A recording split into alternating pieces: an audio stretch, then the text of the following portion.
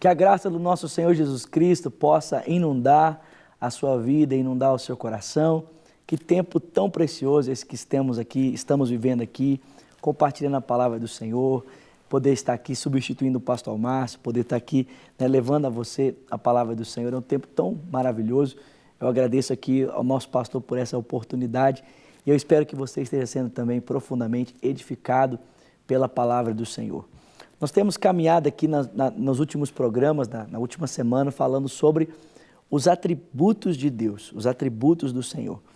E é tão importante para nós falarmos sobre isso, porque uma verdadeira compreensão de Deus desperta em nós uma verdadeira adoração sobre Deus. Uma falsa compreensão sobre Deus vai levar-nos a uma falsa adoração. E Deus tem que ser adorado verdadeiramente.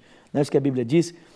É necessário que aqueles que o adorem em espírito e em verdade. Assim são aqueles que Deus procura para que o adorem. Então, não basta a adoração ser movida pelo Espírito, é necessário que ela seja verdadeira, e para que ela seja verdadeira é necessário estar baseada na verdade.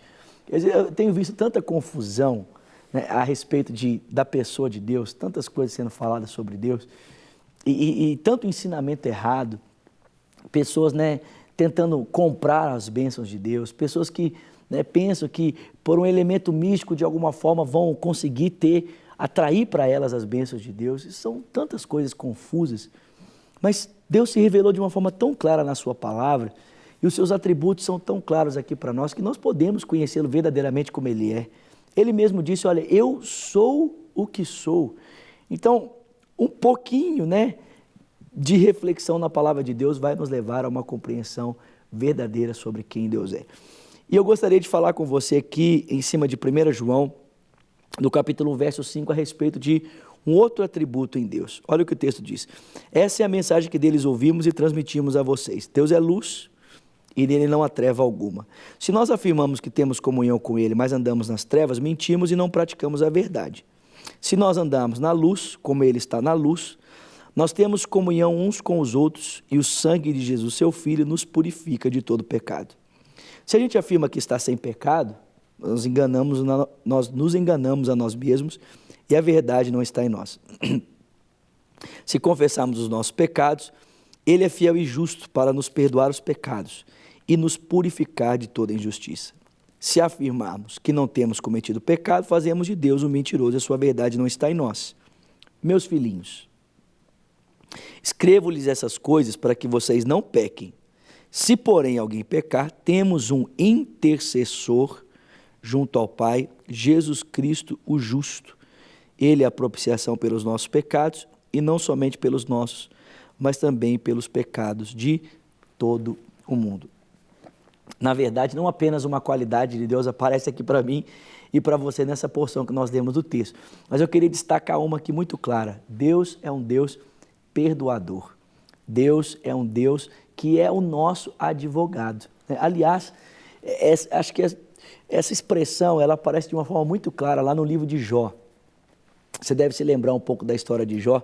O texto bíblico diz que Jó era um homem íntegro, reto, que temia a Deus, que se desviava do mal. E o texto diz que vivia uma vida ilibada diante de Deus. Quando os seus filhos se reuniam e faziam banquetes, o texto diz que posteriormente Jó então se reunia com eles, fazia sacrifício para que de alguma forma, se eles tivessem pecado contra Deus, até mesmo no seu coração os pecados fossem perdoados.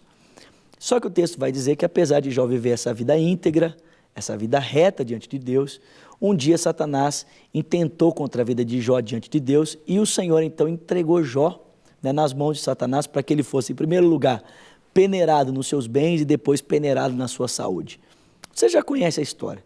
Quando Jó estava lá, no seu sofrimento e na sua aflição, desconhecendo o motivo pela qual ele estava passando por tudo aquilo, no livro de Jó, Jó usa uma expressão muito interessante. Ele diz que ele precisa de um advogado.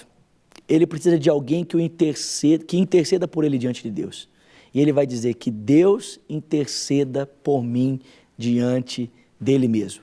Que Deus seja o meu advogado diante de Deus, em função da minha causa. Uma vez que eu estou vivendo algo que eu não consigo entender, que eu não tenho explicação, e uma vez que Deus não me responde, que Deus se veja com Deus ao meu respeito, para que eu possa voltar a viver em paz. E é exatamente disso que nós precisamos. Nós precisamos que Deus se entenda com Deus ao nosso respeito, para que a gente possa viver uma vida de paz. E isso fala de perdão. Jesus Cristo é esse que se coloca diante de mim e o Pai, diante de você e o Pai, para que nós possamos experimentar de graça, para que a gente possa experimentar de perdão dos nossos pecados. Jesus é o nosso advogado. Deus é um Deus perdoador. Deus, Ele olha para mim, para você hoje, pela ótica, pelo prisma do seu Filho. Se Deus olhasse para nós fora da pessoa de Cristo, a sua ira viria sobre nós, né? O seu juízo viria sobre nós, o peso viria sobre nós. Mas agora Deus olha para nós pela pessoa de Cristo. Jesus está ali junto do Pai e Ele intercede por nós. Ele faz a mediação entre mim e você. O Pai amoroso pôs entre mim e você o seu Filho, para que o seu amor, o amor que Ele tem pelo seu Filho, nos alcançasse e nós também nos tornássemos alvo do amor de Deus e não mais alvo da ira de Deus. Davi compreendia tanto essa vontade perdoadora de Deus, que Davi dizia, olha, é melhor cair nas mãos de Deus do que cair nas mãos dos homens. Deus é um Deus misericordioso, Deus é um Deus perdoador, né? Deus é capaz de me livrar, Deus é capaz de me responder de forma misericordiosa, né? Quando o Senhor disse para ele que ele deveria escolher 3 opções diante do censo de Israel, que ele não deveria ter feito, né? Quando Satanás incitou o seu coração, Davi disse, olha, eu prefiro cair nas mãos de Deus.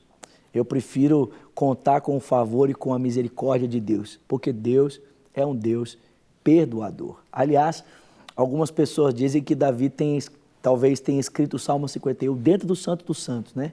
Então imagina, Davi pega com Betseba e algumas pessoas dizem, né, é uma tradição, que Davi saiu correndo e escreveu, depois de confrontado pelo profeta Natan, o Salmo 51 dentro do Santo dos Santos. Mas todo mundo sabe que um homem consciente do seu pecado que entra no Santo dos Santos, ele vai morrer. Ele vai ser fulminado imediatamente, não é verdade? Mas não é bonito isso, pensar que Davi, apesar de saber que a ira de Deus poderia fulminá-lo a qualquer momento por causa do seu pecado, ainda assim ele corre para Deus. Por quê? Porque ele sabe que o Deus que ele ofendeu também é o único que pode o perdoar. É o único que pode estender perdão, graça e misericórdia para ele. Todos nós pecamos, todos nós. O texto diz que se alguém diz que não tem pecado, faz Deus mentiroso, é verdade, não está nele. Mas é exatamente esse Deus a quem nós agimos contra ele, o único que pode nos perdoar. Por quê? Porque ele é um Deus perdoador. Talvez nesse dia você precise conhecer essa faceta do caráter de Deus. Talvez nesse dia você precise experimentar de graça, de perdão. Tem uma música do Ministério Wiener que é muito bonita, ela fala, confesso a ti, Senhor, que fraco eu sou, tão fraco eu sou, mas forte tu és. Eu venho a ti, Senhor, sem nada para dar, só quero pedir, ajuda-me. A um coração quebrantado e contrito, tu não rejeitas, Senhor. Estende a mim a tua graça e deixe o teu perdão fluir. Por misericórdia, nós clamamos. Que nesse dia você possa encontrar perdão e graça da parte do Deus, que é um Deus perdoador. Um Deus que é um Deus cheio de perdão para dar a mim e a você. Está com você o telefone da paz, 3429-9550. Ligue para nós e nos encontramos amanhã, se Deus quiser, aqui no Profetizando Vida. Até lá. Para receber todas as novidades do canal, inscreva-se. E se curtir o vídeo, clique em gostei. Aproveite para acompanhar a Rede Super nas redes sociais.